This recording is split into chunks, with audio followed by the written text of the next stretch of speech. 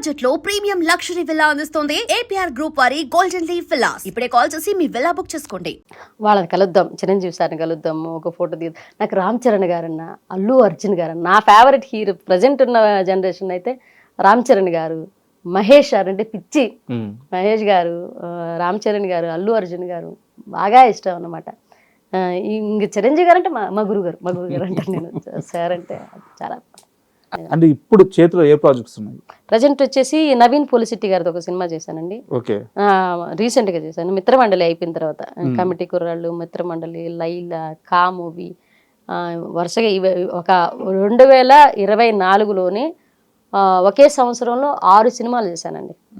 6 సినిమాలు చేశాను. ఆయన 1-2 రోజులు అయితే 6 సినిమాలు చేశాను. ఇయర్లో అయితే చాలా తక్కువ 2025లో. కానీ ఇయర్ ఎండింగ్కి వస్తున్న తర్వాత ఇప్పుడు సినిమాలు వస్తున్నాయి. నిన్న కూడా ఒక సినిమా ఆఫర్ వచ్చింది. రీసెంట్ గా ఐశ్వర్య రాజేష్ గారు వస్తున్నారు కదా, ఆవిడ సినిమా ఒకటి స్టార్ట్ అవుతుంది. నిన్న వచ్చిన కాల్ అది. దాంట్లో 12 రోజులు అడుగున్నారండి. నెక్స్ట్ మంత్ డేట్లు కూడా చెప్పున్నారు. అదొకటి ఉంది. ఆ తర్వాత ఒడిశాలో ఒక మూవీ, ఒడిశాలో షూటింగ్ అంట, అది 5 రోజులు, అది చెప్పున్నారు. దానికి దీనికి క్లాష్ అయితే అదన్నా ఒప్పుకుంటా, ఇదన్నా ఒప్పుకుంటా. ఇంకా డేట్లు next month shooting. And serials ఉన్నాయి చేతిలో? సీరియల్స్ ప్రెజెంట్ అయితే ఏం చేయట్లేదండి. సీరియల్స్ ఎందుకు చేయట్లేదంటే, ఒకసారి నేను పొరపాటుగా 2 సీరియల్స్ ఒకేసారి ఒప్పేసుకున్నాను. ఆ 2 సీరియల్ డేట్లు ఉన్నప్పుడే సినిమా చెప్పేవాళ్ళు అనమాట. ఒక సీరియల్ నడుస్తోంది, ఏముండో శ్రీమతి గారు అనేసి జెమినీలో ఒక సీరియల్ నడిచేది. అది ప్రభాకర్ అన్నాడు ప్రొడక్షన్. ప్రభాకర్ అన్న చాలా అమ్మ చెల్లి అని చెప్పి చాలా అభిమానిస్తారండి. పిలిచి మరీ నాకు స్టార్ మాలో ఒక సీరియల్ నడిచేదండి. ఏం సీరియల్ అబ్బా, అది నాకు పేరు గుర్తురావట్లేదు. ఆయన వైఫ్ క్యారెక్టర్ చేశాను నేను. మా సుబ్బు గారికి ఫోన్ చేసి, మా సుబ్బు గారికి ఫోన్ చేసి, సుబ్రహ్మణ్యం అన్న నాకు నీరజమ్మ కావాలి, ఒక సీరియల్ మేము ఇద్దరం భార్య భర్తలుగా చేయబోతున్నాం. ఫస్ట్ హాఫ్లో మాత్రం ఒక వైఫ్ ఉంటుంది, నేను తమ్ముడి క్యారెక్టర్ చేయబోతున్నాను, డ్యూయల్ రోల్ అన్న, నాకు తను కావాలి అని అంటే అన్నది ఖచ్చితంగా. మా ఆయనకి ఫోన్ చేసి తర్వాత నాకు ఫోన్ చేశాడు, చెల్లెమ్మ నువ్వు చేస్తున్నావురా నాతోటి అంటే, అన్నయ్య థ్యాంక్ యూ అన్న, చేస్తానని చెప్పా.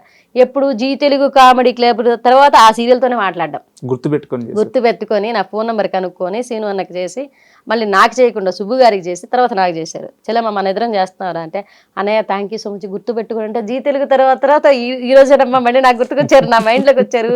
ఆ రెబల్ క్యారెక్టర్ ఒకటి ఉంది, నన్ను దబాయిస్తూ మమ్మల్ని కమాండ్ చేసే క్యారెక్టర్ ఒకటి నువ్వు చేయాలని అన్నారు.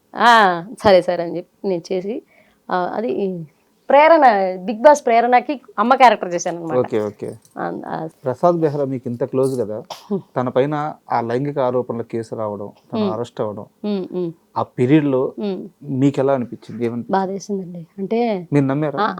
ఆమె కూడా నాకు తెలిసిన అమ్మాయి, నాకు తెలిసిన అమ్మాయి, ఈ అబ్బాయి నాకు తెలిసిన అమ్మాయి. ఆమెతో నేను మాట్లాడి అంటే వాళ్ళ వ్యక్తిగత జీవితాలు నేను ఇప్పుడు మీడియా ముందు కూడా మాట్లాడకూడదు, బట్ వాళ్ళిద్దరూ నాకు తెలుసు, ఇద్దరు నాకు తెలుసు. నేను ఆమెతో మాట్లాడాను అనమాట. కాదురా ఎప్పుడు ఆ రోజు నేను షూట్కి అసలు వెళ్ళలేదు, వాళ్ళిద్దరు గొడవ జరిగిన రోజు.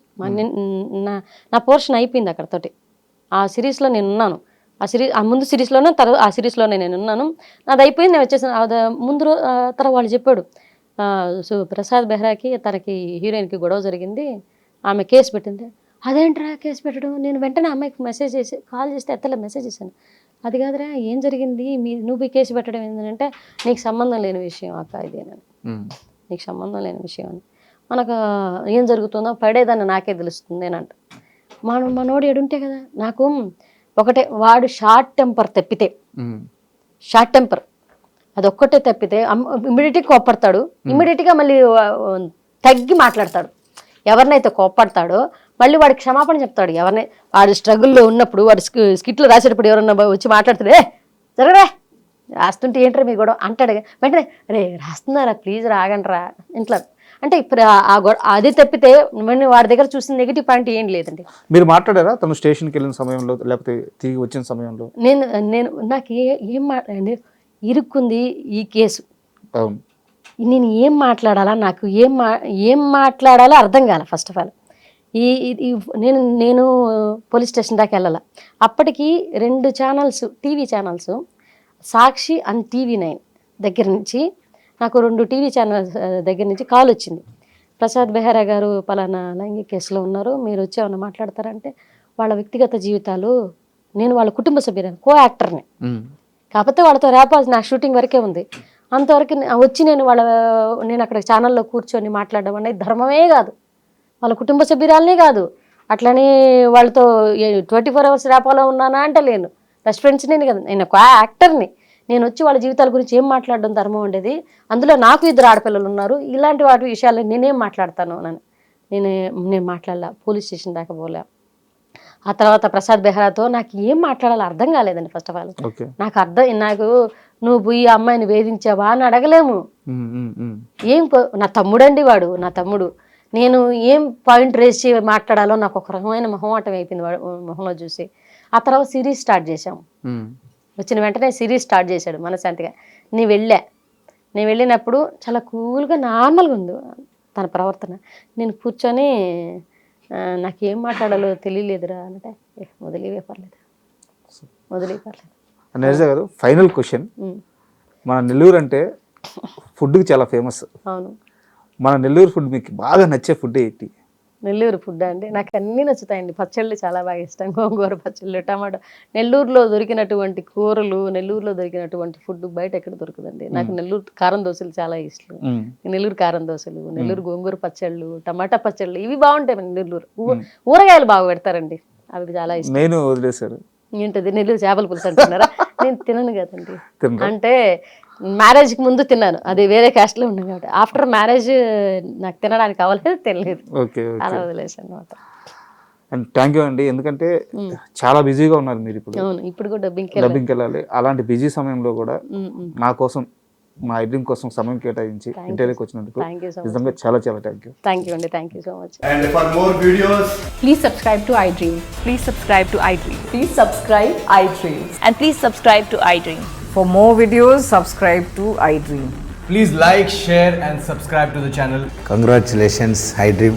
Subscribe to iDream. Subscribe to iDream. So subscribe to iDream Media. iDream team andarki huge congratulations. Please subscribe iDream Media. Please subscribe to iDream. Subscribe iDream. Please subscribe to iDream. iDream అంటే నా కళల ఛానల్ను subscribe చేసుకున్న నోరు తిరుగుతలేదు, మీరైతే గంట గుర్తు కొట్టండి. For more such videos, please subscribe to iDream. Subscribe to iDream. Please subscribe to iDream. Please subscribe iDream Media. Please do subscribe to iDream. Please subscribe to iDream Media. For best entertainment and information, please subscribe iDream. And don't forget to subscribe to iDream.